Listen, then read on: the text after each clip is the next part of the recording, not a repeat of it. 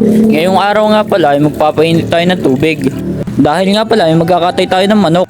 Ito nga pala yung manok nakakatay natin. Kinatay na nga pala namin ito dito. Nung kinakatay nga pala namin ito ay hindi ako nakatingin sa kanyang mata dahil nakaawa ako. Dito nga pala ay tatanggalan ko na ito ng mga balahibo. Ang hassle nga pala magtanggal nito dahil madami pa natitira. Pagkatapos nga pala ng ilang minuto, ito na ang itsura niya. Mukha na siya malinis. Hinugasan ko na nga din pala yun bago hiwain. Dito nga pala hinahati ko na ito sa gitna. Hindi nga pala ako masyadong marunong maghiwa niyan kaya naman nagtagal pa ako ng konting minuto. Pagkatapos nga pala ng isang minuto ay sinunod ko na yung isa. Makikita nyo dito nagigil na ako sa paghiwa dahil di pa nga pala ako sanay maghiwa nito. Matalas naman yung kutsilyo pero hindi ko pa rin mahiwa. Kaya naman nung nahati ko ito ay sobrang saya ko dahil malapit na ako matapos dito. At dito nga nahiwa ko na nga ito. Pagkatapos nga doon ay hinugasan ko muna yun ng saglit dahil nga pala naiwan ko yung cellphone ko ay may pumakialam dito. At ito nga pala yung kanyang ginawa.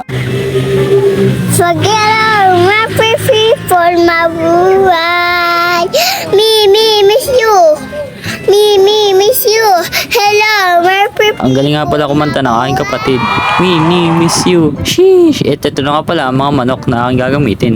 Nilagyan ko nga pala ito ng harina. Hindi ko nga pala alam yung mga ibang pampalasa nilagay dito. Dahil di naman ako naglagay nun at ang aking mama. Pagtapos nga pala nito ay hinalo-halo na ito para magsama-sama ang mga ingredients. Sobrang dami nga pala langaw dito. Di ko nga alam kung bakit. Kakatapos lang yata mag-harvest ng manok dito sa amin. Pagkatapos nga pala nitong haluin, nagpainit na nga pala ako ng mantika dyan. At buhay na rin ang gasol at tsalan. Aantayin nga pala natin itong kumulo. At kapag kumulo na ito, ilagay na natin ang mga manok. Aantayin nga pala natin maging golden brown para malaman natin na luto na ito. Dito nga pala ay makikita nyo na golden brown na ito. Malapit na nga pala itong maluto. At nung naluto na nga pala ito, inilagay ko na nga pala ito sa isang mangkok. Kumuha na nga pala ako dito ng konti at tinikman ko na din. Ang sarap. Kaya naman, bye bye!